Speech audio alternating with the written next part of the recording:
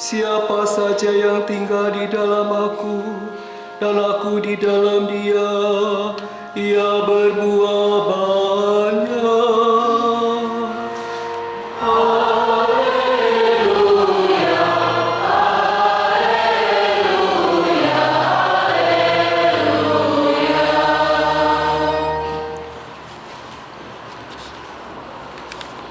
Tuhan bersamamu.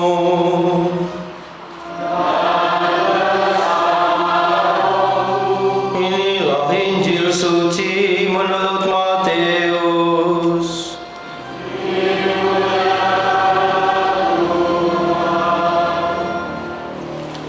Pada suatu ketika Yesus mengemukakan perumpamaan berikut kepada murid-muridnya. Hal kerajaan surga itu seperti seorang yang mau bepergian ke luar negeri, yang memanggil hamba-hambanya dan mempercayakan hartanya kepada mereka. Yang seorang diberinya 5 talenta, yang seorang lagi 2, dan seorang yang lain lagi 1, masing-masing sesuai dengan kesanggupannya. Lalu orang itu pun berangkatlah. Segera pergilah hamba yang menerima 5 talenta itu. Ia menjalankan uang itu dan memperoleh 5 talenta. Hamba yang menerima 2 talenta pun berbuat demikian dan mendapatkan laba 2 talenta. Tetapi hamba yang menerima 1 talenta itu pergi dan menggali lubang di tanah, lalu ia menyembunyikan uang tuannya di situ. Lama sesudah itu pulanglah tuan hamba-hamba itu, lalu ia mengadakan perhitungan dengan hamba-hambanya. Hamba yang menerima 5 talenta itu datang dan membawa laba 5 talenta. Ia berkata, "Tuan, 5 talenta Tuhan percayakan kepadaku. Lihat, aku telah memperoleh laba 5 talenta." Maka Tuhan itu berkata kepadanya, "Baik sekali perbuatanmu itu, hai hamba yang setia dan baik. Karena engkau telah setia memikul tanggung jawab dalam perkara kecil, maka aku akan memberikan kepadamu tanggung jawab dalam perkara yang besar. Masuklah dan turutlah dalam kebahagiaan Tuanmu." Lalu datanglah hamba yang menerima 2 talenta, katanya, "Tuan, 2 talenta Tuhan percayakan kepadaku. Lihat, aku telah mendapat laba 2 talenta." Kata Tuhan itu kepadanya, "Baik sekali perbuatanmu itu, hai hamba yang baik dan setia. Karena engkau telah setia memikul tanggung jawab dalam perkara kecil, maka aku akan memberikan kepadamu tanggung jawab dalam perkara yang besar. Masuklah dan turutlah dalam kebahagiaan Tuanmu." Lalu datanglah juga hamba yang menerima 1 talenta itu dan berkata, "Tuan, aku tahu bahwa Tuhan adalah manusia kejam, yang menuai di tempat Tuhan tidak menabur, dan memungut di tempat Tuhan tidak menanam. Karena itu aku takut dan pergi menyembunyikan talenta Tuhan di dalam tanah. Ini, terimalah milik Tuhan." Maka jawab tuannya itu, "Hai engkau hamba yang jahat dan malas, engkau tahu bahwa aku menuai di tempat aku tidak menabur, dan memungut di tempat aku tidak menanam. Seharusnya uangku itu kau berikan kepada orang yang menjalankan uang, supaya sekembaliku aku menerimanya serta dengan bunganya. Sebab itu, ambillah talenta itu daripadanya dan berikanlah kepada orang yang mempunyai 10 talenta itu. Karena setiap orang yang mempunyai akan diberi sampai ia berkelimpahan. Tetapi siapa yang tidak mempunyai, apapun yang ada padanya akan diambil. Dan buanglah hamba yang tidak berguna itu ke dalam kegelapan yang paling gelap. Di sana akan ada ratap dan retak gigi." Demikianlah sabda Tuhan.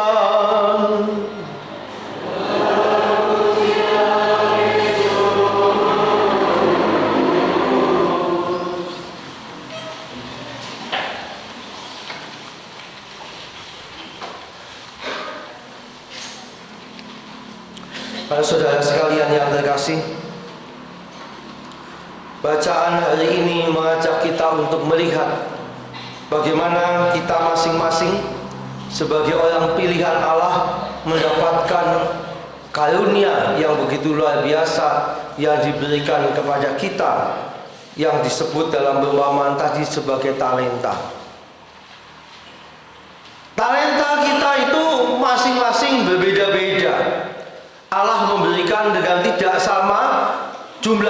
besarnya, jenisnya, tetapi Allah memberikan sama, yaitu masing-masing dari kita mendapatkan talenta sesuai dengan kesanggupan kita. Kenapa begitu? Karena tadi di dalam akhir bacaan sudah dikatakan masing-masing itu mendapatkan tugas mengembangkan talentanya, dan Allah melihat masing-masing juga punya kekuatan yang berbeda. Artinya Allah tidak memberikan beban yang lebih besar daripada yang bisa kita tanggung. Semakin banyak orang punya talenta, dia dituntut semakin banyak menghasilkan buah. Dan Allah tahu kemampuan kita masing-masing. Maka ya, buah yang dituntut dari kita sesuai dengan kemampuan kita. Ada yang memang punya talenta banyak, maka ya dituntut lebih banyak. Dan kita yang mungkin merasa tidak terlalu banyak mendapat talenta itu nggak usah nggak usah mengeluh gitu loh. Kok dia bisa ini itu macam-macam, saya kok nggak bisa? Disyukuri saja. Karena apa? Karena kalau kita mendapatkan talenta lebih daripada yang bisa kita kembangkan, akhirnya malah kita nggak bisa maksimal. Wong kita hanya bisa mengembangkan 2, minta 5. Yang 3 nanti akan terbuang dengan sia-sia. Di dalam kelompok paduan suara misalkan, masing-masing kan ya kalau mau paduan SATB, sopran alto tenor bass, itu kan juga punya tanggung jawab masing-masing. Tidak usah juga orang bisa menyanyi sebagai sopran alto tenor bass sekaligus, nanti malah bingung. Kalau yang perempuan itu sopran dan alto gitu ya, wah saya nggak bisa bass, ya apa-apa mau pacar wedok kok, nggak usah jadi masalah gitu loh. Bass itu bagiannya laki-laki kan. Yang bapak-bapak, saya kok nggak bisa alto ya, ya apa-apa, itu jatahnya perempuan. Dalam hidup keseharian juga sama. Ada mungkin laki-laki, aku langsung 2 anak ya, rasa kepengin 2 anak, itu jatahnya perempuan. Makanya laki-laki dan perempuan itu mesti bersatu untuk melanjutkan keturunan. Nah kalau laki-laki pun bisa menghasilkan anak sendiri, nanti gimana? Kayak cacing ya. Iya kan? Cacing itu untuk mengembangbiakan dirinya nggak perlu kawin gitu. Nah, masing-masing punya talenta yang diberikan, tapi talenta itu juga menuntut tanggung jawab. Yang ibu-ibu, yang perempuan punya talenta melanjutkan keturunan dengan melahirkan anak. Tapi kan bukan hanya melahirkan toh, dia punya tanggung jawab ngopeni anak itu. Jangan hanya dilahirkan lalu tidak diurusi lagi, nggak bisa begitu. Masing-masing punya tanggung jawab. Bapaknya nggak bisa melahirkan, tetapi kan dia bekerja sama dengan istrinya melanjutkan keturunan. Ya jangan kemudian hanya menjadikan istrinya sebagai pabrik anak gitu ya. Kadang-kala ya lucu-lucu begitu itu. Dalam tradisi budaya lama itu kan cari istri itu syaratnya nganggo M gitu ya. Iso masak, iso macak, iso manak gitu kan. Lalu perempuan menjadi apa ya? Ya pabrik anak saja. Apalagi kadang-kadang ditambah dengan budaya di mana seorang istri itu posisi ke statusnya sebagai istri belum aman kalau belum menghasilkan anak dan anaknya laki-laki. Maka berarti nanti suaminya, ayo gawe maning, iki wadon ya sih. Gawe maning, anaknya 6 perempuan semua masih mau bikin anak lagi. Siapa tahu yang ke-7 laki-laki. Perempuan lagi. Ya karena salah memahami. Masing-masing punya talenta tapi juga punya tanggung jawab.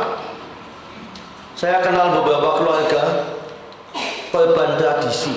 Saya katakan korban tradisi. Baik dalam budaya Jawa maupun budaya Tionghoa, anak laki-laki seringkali itu menjadi kebanggaan, menjadi yang utama.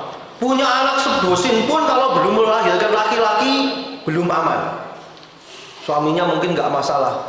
Nanti mertua kepada anaknya laki-laki ngomong, "Wis boleh bojo maning bae sing bisa metu anak lanang." Nah, akibatnya ya tadi talenta melahirkan anak, melanjutkan keturunan tidak diimbangi dengan tanggung jawab untuk menjaga, memelihara, ngopeni keturunan yang sudah dihasilkan tadi. Ya, saya juga punya anak-anak asuh. Saya tidak pernah menuntut nilai, karena saya meyakini masing-masing itu beda. Ada yang mendapatkan talenta istimewa dari Allah, dia memang punya kepandaian yang lebih, maka kalau nilainya hanya 7, itu sebetulnya belum maksimal. Sementara ada anak yang lain lagi yang memang oleh Allah diberikan talenta tidak terlalu banyak. Bagi anak ini nilai 7 itu sudah maksimal luar biasa. Mendapatkan nilai 7 itu perjuangan dengan tangisan, dengan belajar sekian malam. Tapi bagi yang talentanya lebih banyak, baca sekali saja sudah nilai 7 itu gampang banget. Maka kita tidak bisa menuntut kenapa yang satu lebih banyak daripada yang lain. Itu bukan urusan kita. Terserah Allah mau kasih kepada siapa, jumlahnya berapa, terserah.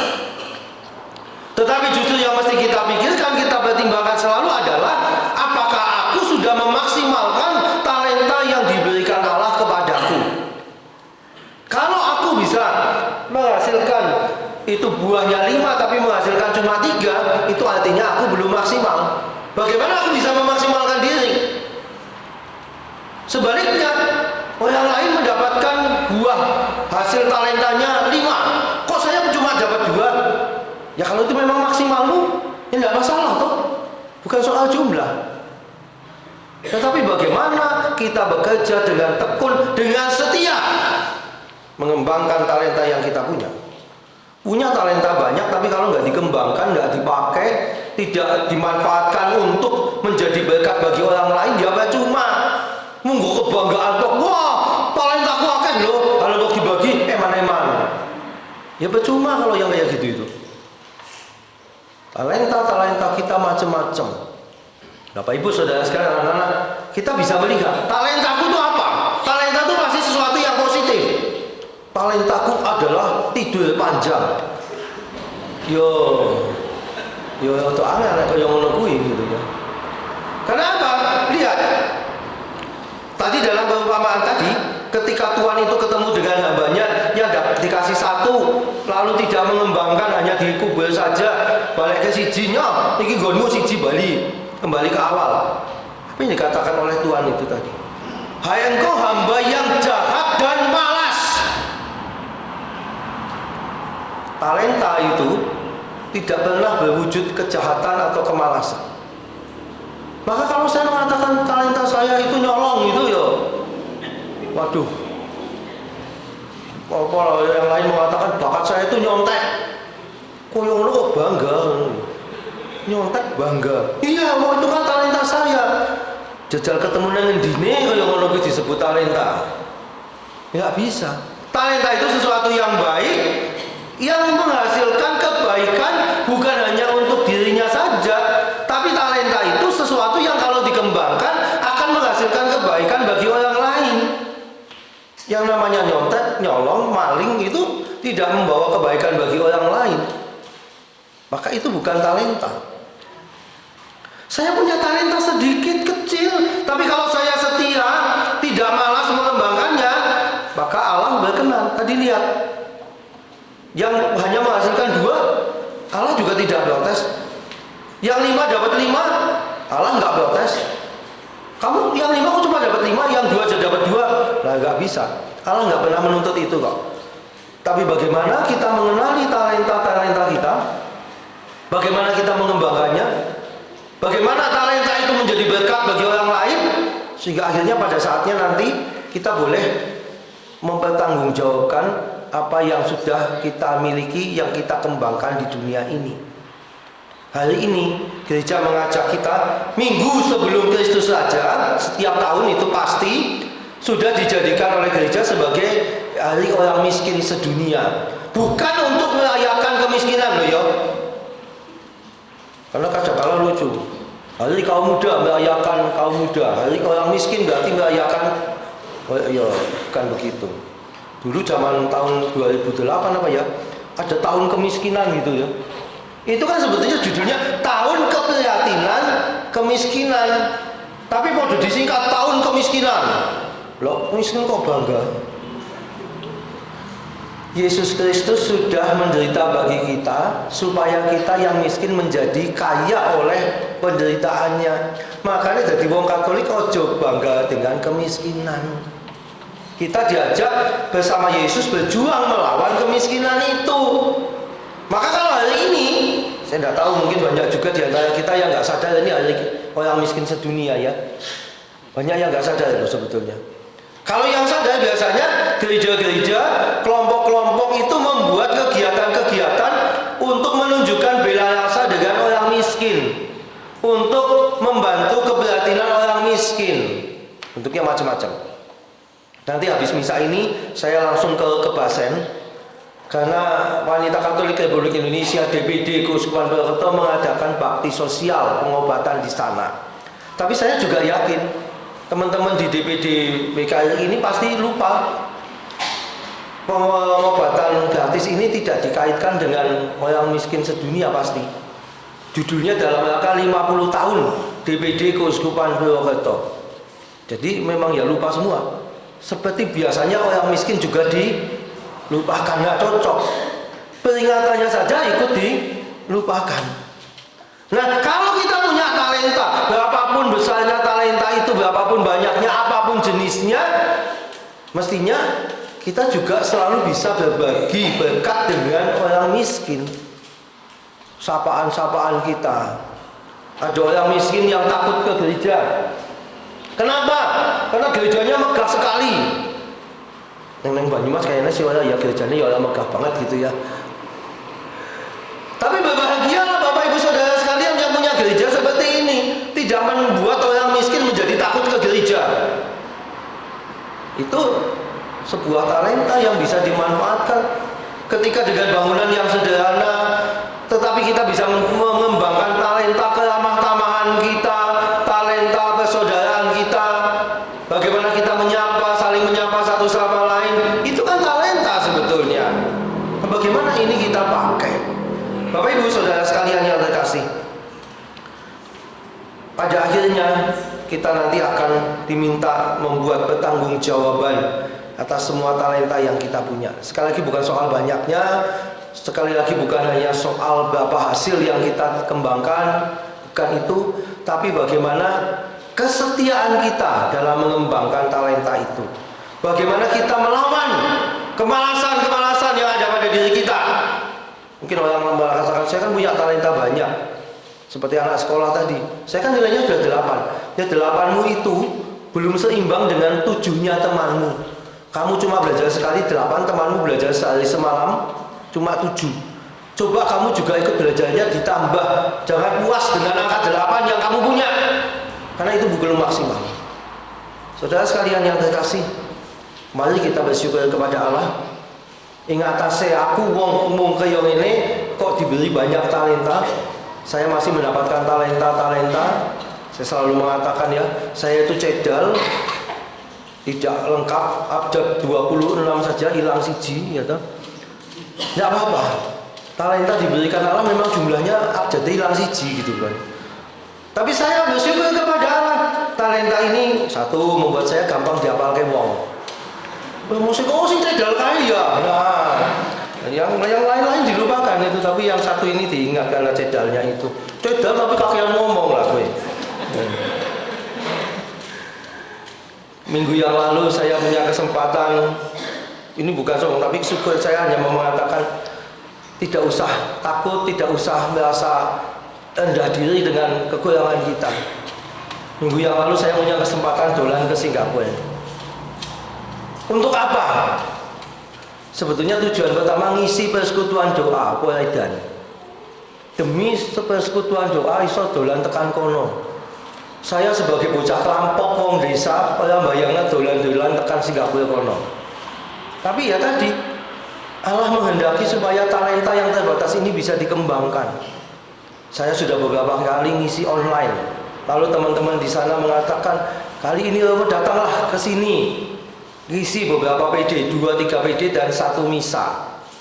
Saya bersyukur kalau saya boleh sampai ke sana dengan keterbatasan talenta saya. Maka saya semakin meyakini walaupun kita talentanya tidak banyak, tidak sempurna, tapi pasti bisa dikembangkan. Tadi malam saya masih di Semarang, Jagung Manten judulnya. Kan ada dancernya. Sini Romo Ngailan, di sini Romo Duyantoyo. Lalu ada satu laki-laki, dancer laki-laki gemuk, sehingga ketika menari begitu langsung di sini goyang semua perutnya gitu ya. Lalu Romo Toyo komentar, gemuk tidak menghalangi seorang menjadi dancer. Tapi pikir-pikir iya. Jane nek dideleng ngono jane ya nyaman banget ngono deleng wong lanang lemu banget gitu ya. Tapi ternyata dia bisa mengembangkan, dia berani mengembangkan itu gitu loh. Itu bagi saya sesuatu yang mengagumkan dan menegaskan sekali lagi, apapun talentamu, jangan malas, setia, kembangkan itu, nggak perlu malu. Maka kamu akan menjadi berkat bagi orang lain. Amin. Sekarang mari kita berdiri, kita nyatakan kembali janji setia iman kita dalam syahadat yang singkat. Kita nyatakan bersama, aku percaya akan Allah Bapa